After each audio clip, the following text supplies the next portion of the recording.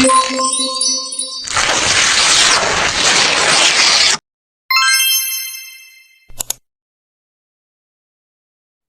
bismillahirrahmanirrahim. Assalamualaikum warahmatullahi wabarakatuh. Kami dari kelompok 8 praktikum bioinformatika kelas B akan memaparkan hasil diskusi kami mengenai salah satu website yaitu KIGG, yang mana objek kami pada KIGG ini adalah mengenai pathway fotosintesis. Sebelumnya untuk anggota kelompok 8 sendiri, yaitu saya Fani Fatmawati Parma dengan BP 2010422030, Diana Angelia BP 2010422032, dan Okta Septiana Putri dengan BP 2010422034. Baiklah, langsung saja kami mulai mengenai pathway fotosintesis. Yang pertama yaitu membuka, kemudian pada kolom search itu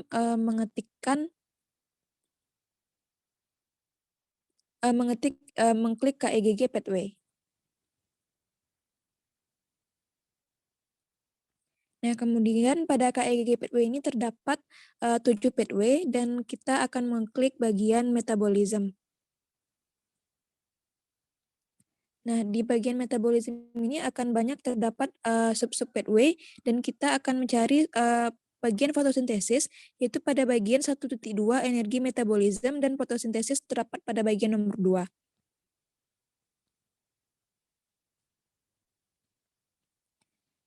Baiklah, di sini terdapat pathway fotosintesis yang mana di sini juga terdapat beberapa bagian. Ada pathway menu, organism menu, pathway entry, bagian show description, bagian image file untuk menelat gambar, serta bagian help. Baiklah, di sini saya akan menjelaskan sedikit mengenai pathway dari fotosintesis ini.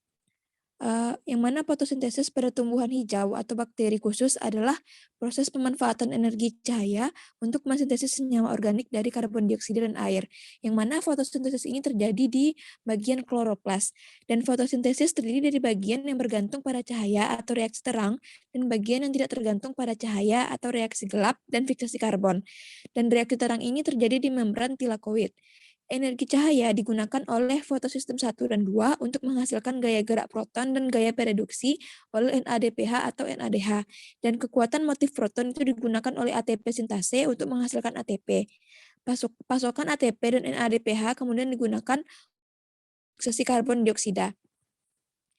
HV atau foton cahaya akan menumbuk kompleks permanen cahaya dan mendorong satu elektronnya ke tingkat energi yang lebih tinggi.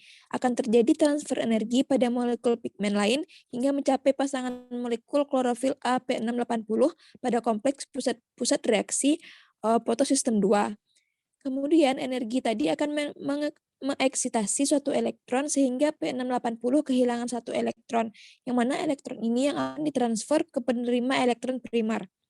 Lalu mangan akan memecah air menjadi 2 ion hidrogen dan 1 atom oksigen, di mana atom oksigen akan bergabung dengan atom oksigen lain dari proses yang sama menghasilkan O2. Elektron yang dihasilkan pada proses ini disuplai menuju pasangan P680 yang kehilangan 1 elektron tadi. Elektron-elektron yang telah terkumpul akan ditransfer dari penerima elektron primer fotosistem 2 ke fotosistem 1 menggunakan rantai transport elektron. Komponen transport elektron tersebut terdiri atas Peki atau plastoquinone yang merupakan pembawa elektron. Kemudian akan menuju kompleks sitokrom dan menuju suatu protein yang disebut plastosianin atau PC. Pada saat Peki memindahkan elektron menuju kompleks sitokrom, di sini 4 proton akan dipindahkan menuju ruang tilakoid. Pada fotosistem 1, HV atau energi cahaya ditransfer melalui pigmen kompleks permanen cahaya menuju kompleks pusat reaksi fotosistem 1 dan mengeksitasi satu elektron pada pasangan molekul klorofil AP700. Elektron tersebut kemudian ditransfer Elektron tersebut kemudian ditransfer menuju penerima elektron primer di fotosistem 1. P700 yang telah kehilangan elektron tadi itu akan dapat menerima elektron yang ditransfer pada fotosistem 2. Selanjutnya, elektron yang ada di penerima elektron primer tadi akan menuruni rantai transport elektron yang kedua dan melalui protein FD atau ferredosin. Selanjutnya, enzim NAD+ reduktase atau di situ kodenya 11812 akan mengkatalis transfer elektron dari VD ke NAD+ dan direduksi menjadi NADPH. Untuk mereduksi NADPH+ menjadi NADPH dibutuhkan 2 elektron. NADPH ini bersama ATP kemudian menjadi tenaga pereduksi untuk siklus Calvin atau reaksi gelap. Dan ATP ini berasal dari ATP sintase yang mendapat energi dari difusi H+. Baiklah, sekian pemaparan singkat saya mengenai pathway fotosintesis. Untuk berikutnya akan dijelaskan oleh rekan saya, Okta Septiana Putri. Kepada Okta dipersilahkan. Baik, terima kasih kesempatannya moderator.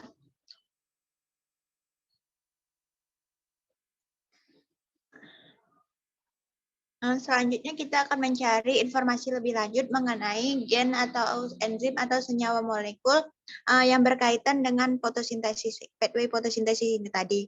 Di antaranya yaitu ada enzim dengan kode 7116.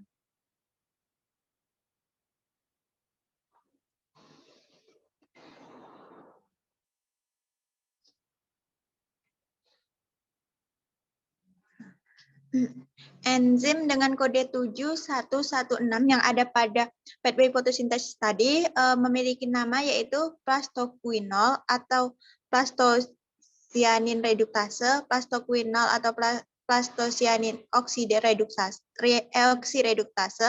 sitrokrom F-6 kompleks, dan sitokrom B6F kompleks.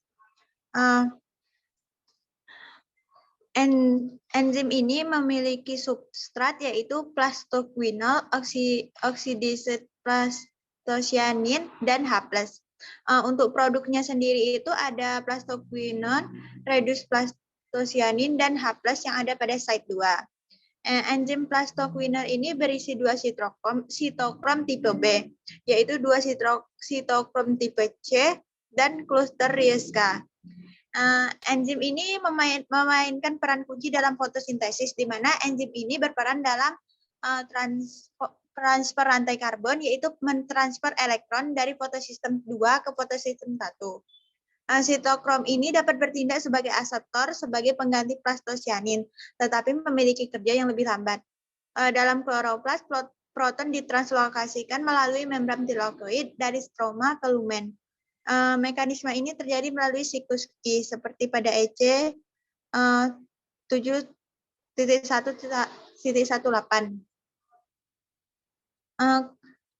Baiklah, pada dilihat beberapa informasi mengenai enzim dari enzim plastoquinol.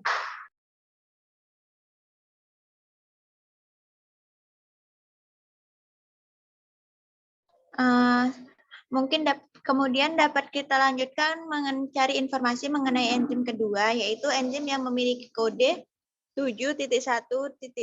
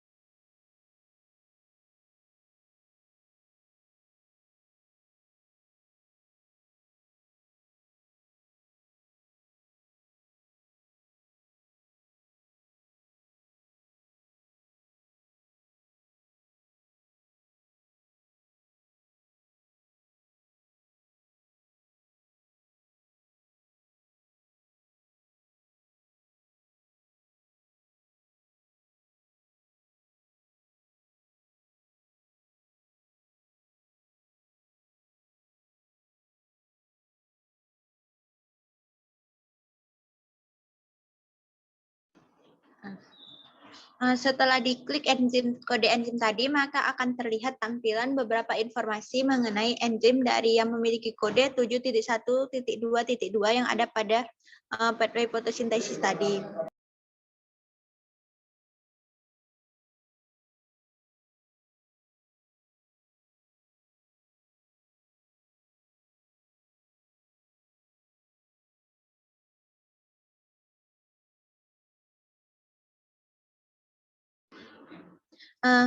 enzim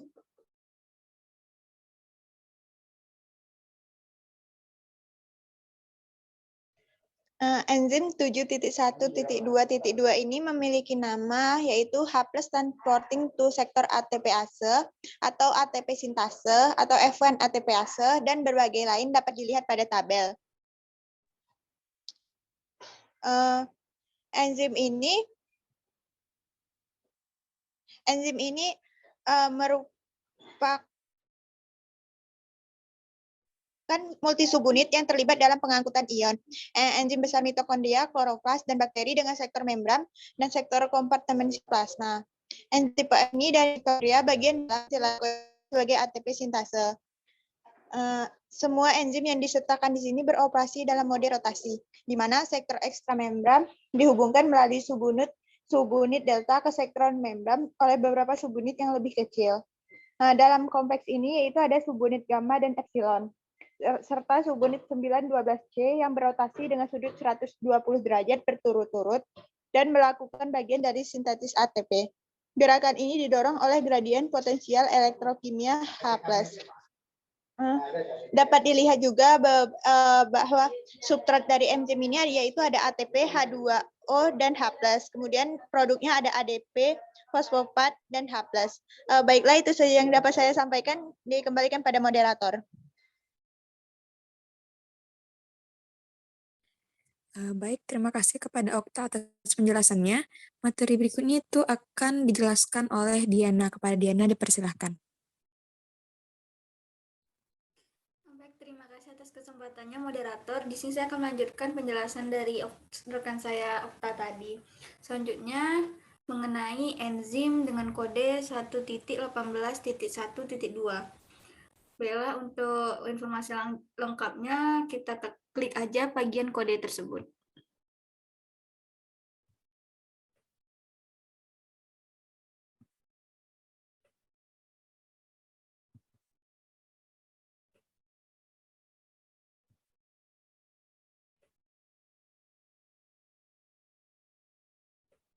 Nah, setelah diklik, maka akan keluar berbagai informasi mengenai enzim dengan kode 1.18.1.2, yang mana enzim ini memiliki nama ferredoxin NADP plus reduktase, ferredoxin nikotinamid adenin dinukleotid fosfat reduktase, ferredoxin NAD plus reduktase, TPNH ferredoxin reduktase, dan lain-lain. Enzim ini memiliki substrat reducated ferredoxin, NADP+, dan H+ produk dari Produk dari enzim ini adalah oxidized ferredoxin dan NADPH. Flavoprotein atau FAD, dan pada kloroplas dan cyanobacteria, enzim ini bekerja pada ferredoxin atau yaitu 2Fe 2S.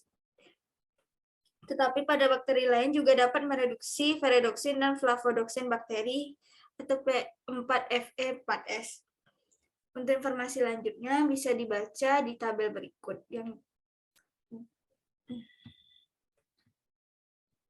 Selanjutnya membahas mengenai senyawa dari fotosintesis ini, yaitu senyawa NADP atau NADP+.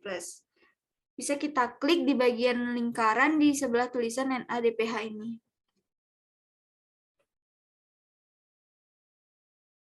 Setelah keluar tampilan tabel seperti di layar, maka akan keluar berbagai keterangan dari senyawa NADPH ini, yang mana senyawa NADPH atau NADP+ ini merupakan nikotinamid adenin dinukleotid fosfat, yang mana senyawa ini memiliki nama lain yaitu beta nikotinamid adenin dinukleotid fosfat atau TPN triphosphopiridin nukleotid dan beta NADP+.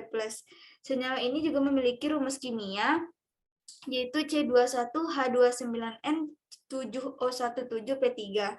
Senyawa ini memiliki berat mol sebesar 744.000 memiliki berat mol yaitu sebesar 745.429 dan memiliki ketetapan masanya yaitu 745.911. Selanjutnya senyawa terakhir yaitu senyawa Mn atau yang disebut dengan senyawa mangan. Seperti NADPH tadi, kita juga dapat melihat keterangannya dengan mengklik bagian lingkaran di bawah tulisan Mn ini.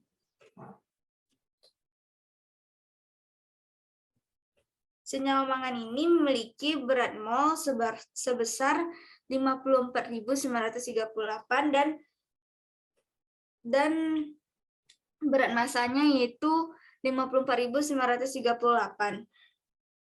Struktur kimia dari senyawa ini adalah COOO34 dan senyawa mangan biasanya ada sebagai +2 kation Mn2+. Baik, mungkin itu penjelasan dari saya, dikembalikan lagi kepada moderator. Baik, terima kasih kepada Diana atas penjelasannya. Dengan berakhirnya penjelasan dari Diana tadi, maka selesai pula penjelasan dari kami kelompok 8 mengenai objek KEGG pathway fotosintesis. Apabila